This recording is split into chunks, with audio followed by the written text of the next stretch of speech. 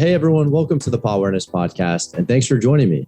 This podcast is specifically for about educating and raising awareness for animals and rescues and organizations across the United States and world. It really goes a long way towards this mission when our listeners rate, review, and subscribe on iTunes, Spotify, YouTube, and all of our other podcast platforms. Also, be sure to check us out on our official website at pawareness.org and on social media at TikTok, Facebook, and Instagram at Pawareness_podcast. You can check us out for all of our latest bits and clips of our podcast, as well as Pet of the Week and Pet of the Month. If you're listening and involved with an animal rescue organization or have a story of your own that you want to share, reach out to us at info@pawareness.org and we can get you on the podcast. Thanks for watching, and I hope you enjoy this episode. Hey everyone, and welcome to today's episode of the Pawareness podcast.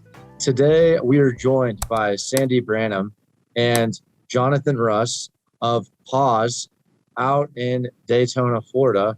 And I'm going to go ahead and let them introduce about their organization. This is a student-ran organization, from what I understand. And I want you guys to go ahead and introduce what it is that you're doing and the issues you're tackling over there in Florida. Hi, I'm Jonathan. I'm the current president of PAWS over in Daytona Beach. We are located on Embry-Riddle campus. And basically, our main goal is to TNR, trap and release, and protect the cats and basically any animal on Embry-Riddle campus. That's our base goal. On top of that, we also foster any kittens that or younger animals that are born onto campus, and then we try to adopt them out to anybody who is connected to Embry-Riddle in any way. That way, any cats that are born on campus or anything like that stay with the campus in some sort of way by either a student, a faculty member, somebody who used to go there, alumni, whatnot. So yeah, that's our basic premise. We do trappings like the TNR. So we trap cats, we get them fixed and neutered so there's no overpopulation and whatnot. We feed them supplements in their food. We feed them twice a day to make sure that if there's not enough rodent population or whatnot for them, they're still getting the nutrients they need, getting the right amount of food they need and whatnot. And it's also kind of a social aspect. It's come to be where a lot of students have started to see the cats, notice the cats, interact with the cats. Obviously, they are feral cats, so you can't, go pick one up and play with it and whatnot because it is feral. It has feral tendencies. But some of them are a little more friendly. They know your face when you feed them. So it is kind of a social aspect of letting people de-stress by hanging out with cats on campus because, like you said, we are a student-run club with good faculty advisors to help us with any questions that we have and whatnot.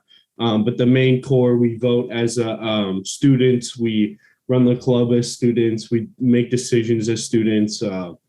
And yeah, so we try to balance our student lives with helping these animals in the campus, on the campus, around the campus as much as we can, whether it be taking them to the vet in the morning or trapping and releasing them to make sure overpopulation doesn't happen. That's really cool. How did this come to be and how long has it been around? What were the logistics of setting this up as like on a college as opposed to just a traditional rescue? This is the first student ran organization I've talked to like this. Yeah, I can give you a little bit of the history. So PAWS was created by the original faculty of staff advisor was a woman named Evan Blass, who worked in our College of Business, and our inaugural president was a master's student at the time, Katerina Barova. And they noticed that we had a, cat colony on campus because they were begging from the students, sitting outside. We're in Florida, so it's, lots of outside food activity, and the cats were kind of swarming. We used to have modular buildings in the middle of campus, so the cats were kind of living underneath the mods. So Evan and Katerina went to faculty administration, and it was a really long, almost a year-long process to get administrative approval to be able to have the club. Because of course, there's always lots of misperceptions about feral cats and that kind of thing. And there are, people who are allergic and lots of concerns. So we worked a lot with the safety and security advisor on campus and our administrators to get permission to enact the club. And administration was actually really interested in it being a student-run organization so that it would also, like Jonathan said, enrich the lives of the students on campus. So the cats are all what we call working campus cats. They have a job. They help us, like Jonathan said, control the rodent population and keep down pests on campus. And we started with a feeding station. That was sort of the first official action. Our facilities department built us a really nice outdoor feeding station where we have storage and we feed the cats twice a day, like Jonathan said. And then we finally started TNRing in February of 2018. And we've been going pretty strong since then. That's really exciting, and to hear a college do that. And realizing too that, hey, there are some obstacles that you guys had to overcome to even get this going, and yet you still did. And what would you say? I know that you mentioned there were some obstacles, just addressing to letting them know, hey, this is for the good of the campus, the good of the cats. What was that? How long does a process like that take to instate a club like this? Just for maybe if someone at a college is listening. I think it definitely depends on the campus. We have the benefit of being a rather small campus, which is nice. So we had a little more direct contact with administrators than maybe you would have at a huge state school or something like that. For us, it took about a year to be registered as an official student organization, because there are a lot of kind of steps that you have to go through that process. But the great thing about that for us is also that since the club is a student organization, it is eligible to get funding from our student government. So some of the funding from PAWS does come from our Student Government Association, which helps us cover the cost of food and things like that. I think the biggest hurdle was really just kind of meeting with people that didn't have a lot of experience with feral cats and kind of explaining to them, like, no, we can't just round them up and, take them all to the Humane Society, because then new cats are going to move in, right? And we're going to have this problem over and over again. So, of course, they were concerned with, student safety, making sure the cats weren't going to injure any students, safety and trapping. So we also had a lot of local organizations, our Humane Society, come over and train the students initially when the organization got off the ground so they could do all of the trapping safely and not hurt themselves or the cats. And it's been going pretty good. I know a lot of universities have similar programs that are often unofficial, right? That are run by faculty members. But I think having the students be in control is really a unique thing as far as what I've seen anyways. Yeah, that is really unique. And I think it's awesome. And I want to ask Jonathan too, just curious, I saw that you're president of this organization. And it's just, as a student, what are you majoring in, and how has this impacted you as a student going on for whatever you're going to do after college? Yeah, so I am currently studying mechanical engineering with an emphasis on energy systems. So it's a tough major, especially at the school I'm going to. Embry-Riddle has very, very high standards for its engineers. So it's, you take a lot of tough courses. But when I got introduced to the club, it was something to de-stress. We did live TNR. So it was really nice to be able to go out after all my homework, because we do it later at night, because that's when the cats like to come out a little more. It was nice to, have a full day of 4 or 5 hours of classes, another 2 hours of homework or something, and then go out, meet with these people and go to look for cats, try to help cats, go feed the cats and hang out with them. And on top of that, I am very, very fortunate to have my own place to live off of campus. So when kittens do come in, I am able to foster them if need be. And currently, I do have 3 of our, I believe our only 3 fosters left. because we did get a big influx over the summer like normal. But yeah, I am very lucky to have 3 of the fosters. And I think the best part about being able to foster is just the de-stressing capability. Like being an engineering major, at least at Embry-Riddle, and I've heard from other colleges it's the same way, but it's a lot of stress. It's a lot to learn, take in every day. And, it's unfortunately, it's not like a job. You can't just go home and not like worry about it. You have to continually worry about it. So when I come home to the apartment, it's nice to be able to have, that like little, it's a piece of campus, but I also get to just like de-stress with it, have fun, relax, pet it. And I actually open up my apartment to any of the club to come over and do the exact same thing. Because personally, I think that like that's one of the biggest benefits of having this student run club is that you can, have these kittens that came from campus that are a part of campus that you feel like you're connected to already.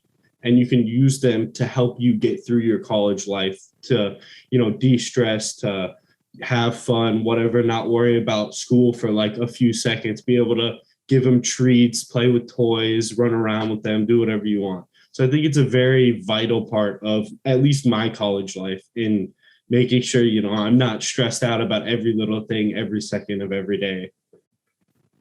Yeah, that's awesome, man. And that's really cool to hear. Just your interaction and just that whole side of the story. So I think it's amazing that you guys are doing that. And how many, I know that you mentioned that you kind of briefly mentioned there's an influx of cats during the summer, but typically speaking, I guess, how many cats are you guys dealing with across the course of a year that you're trapping and neutering and stuff? What does that look like? I have the numbers historical, and then I'll let Jonathan kind of come up with the yearly estimate. I haven't been doing the trapping for a while, but we've had a total of 123 cats go through our program, with 38 released back to campus and 70 adopted, and then our 3 that are in foster care right now. So I think one of the great things that we've done is be able to adopt out more cats than we're returning to campus.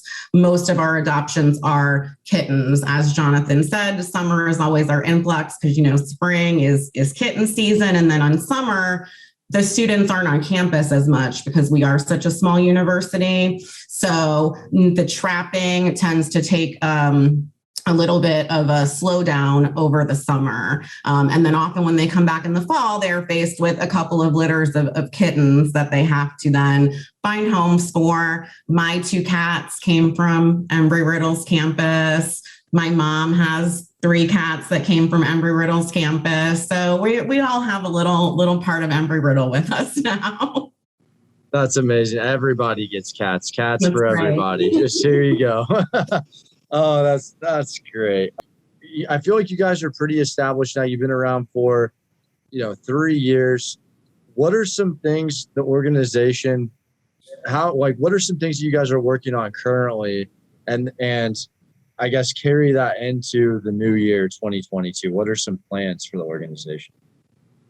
Yeah, so right now, we it's cool in the club. So we do have that feeding station that Sandy mentioned from the very beginning.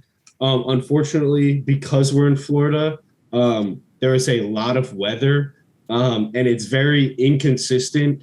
So the box gets hammered. We've had a lot of construction recently on Embry-Riddle campus. It's had to move a few times.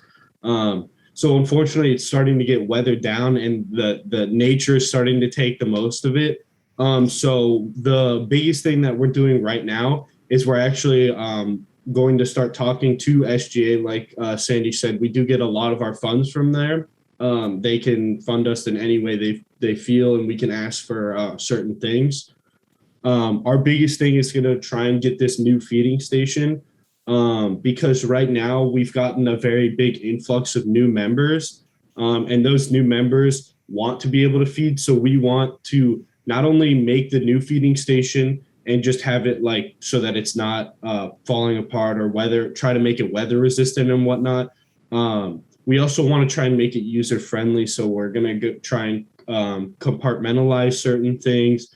We're going to make sure we're going to have a little weatherproof pocket so that there's flyers in there that have exact instructions through that our trapping coordinator is going to put up, stuff like that. And on top of that, we actually worked with someone in the faculty in the College of Arts and Sciences. I can't recall his name, but he helped us with the first feeding station.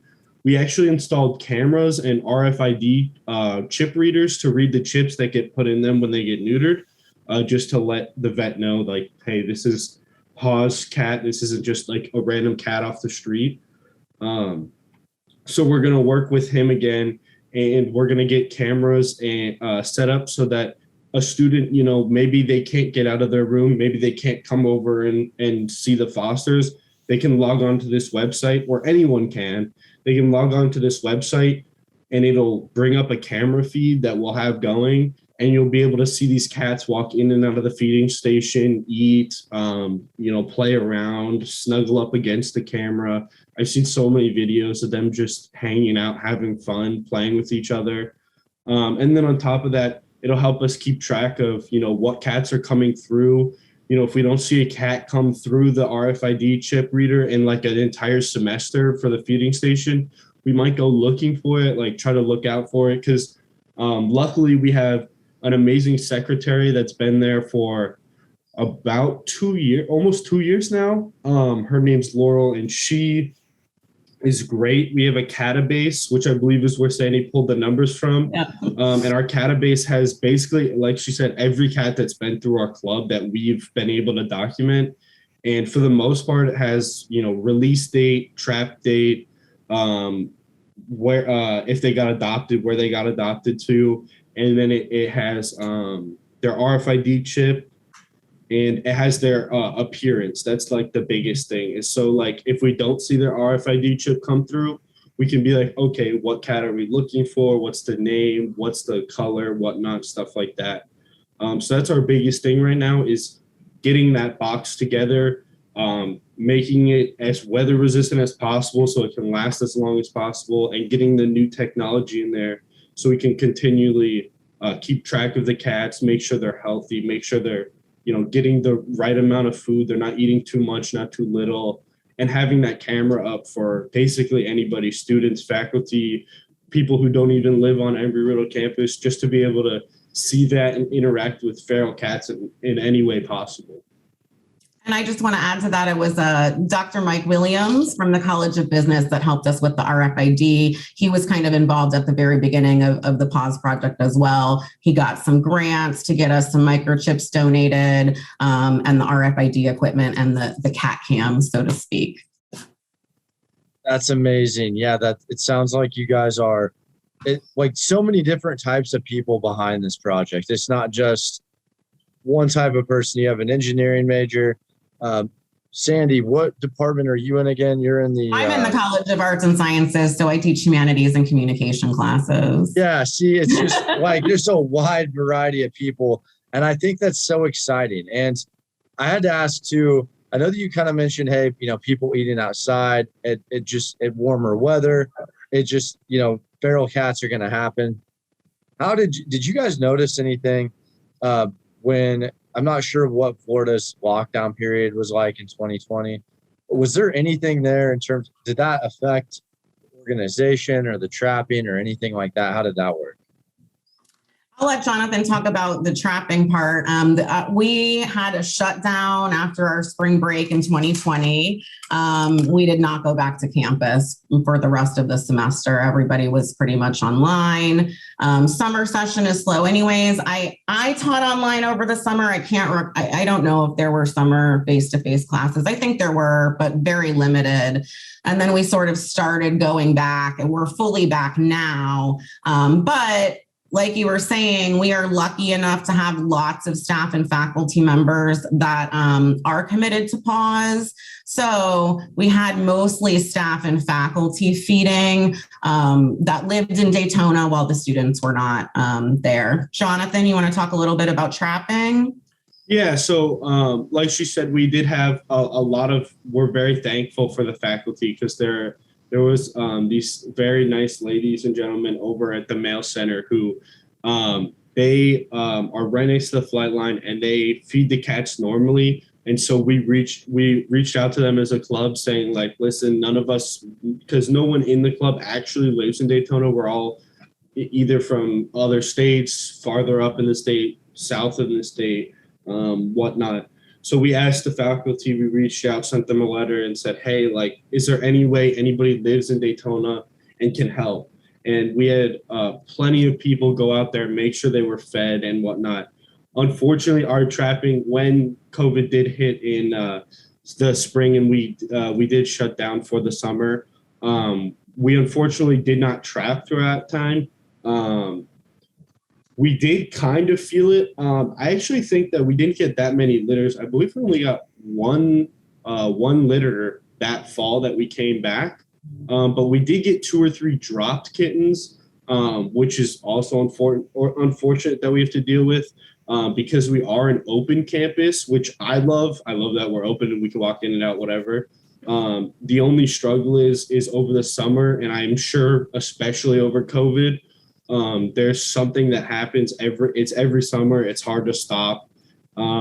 People know that we're a thing. They know that PAWS is a club that will take in cats, that will help cats and animals. So what some people do in the Daytona Beach area or wherever, they'll actually come to our campus. They'll drop off a cat that they don't want, or a kitten that they're not ready to deal with, or they feel like they don't want to because they know either we'll take care of it or it'll live with the other cats around. And so unfortunately that happens. I hate to say it, but the nice thing is we do get to give it a home that won't happen, which is the best part.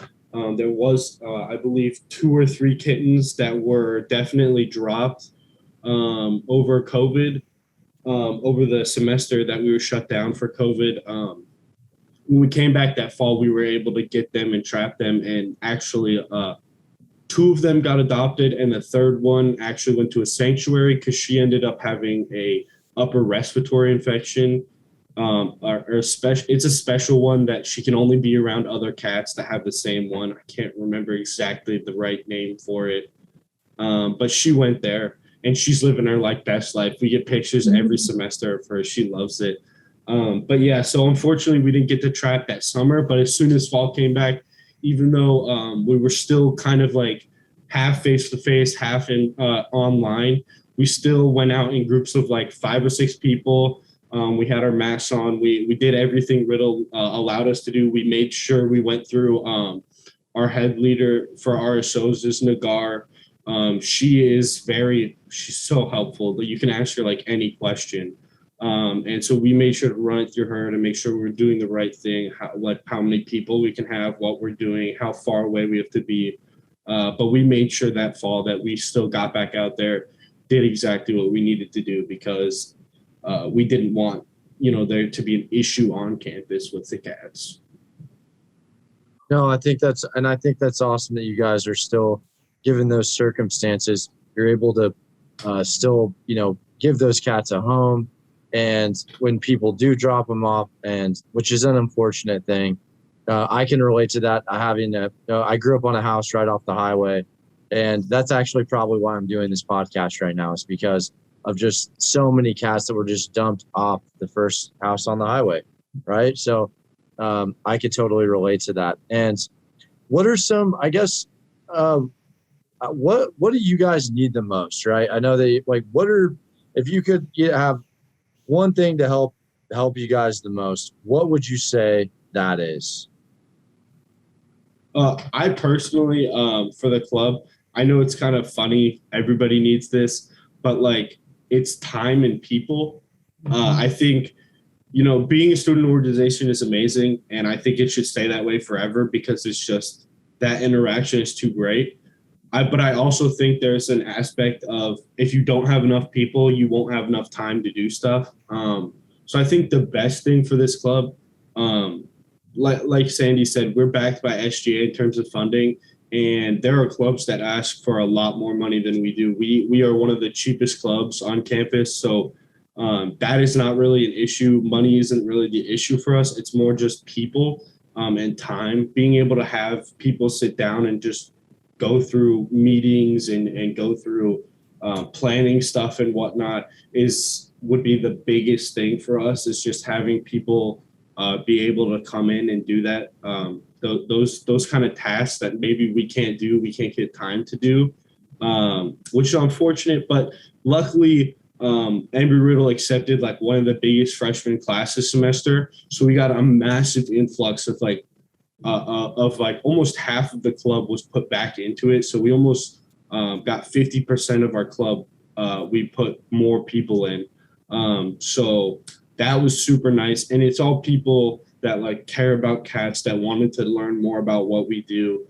So just having those people and meeting more people is always going to be something that I think the club will strive for, especially if the campus gets bigger. I know, Embry-Riddle's always looking to build something else, make something new. And I think with that, there'll be more cats, and we'll need more people to, help handle everything. We have a great group of people right now, but I think the more people, the better it'll get overall.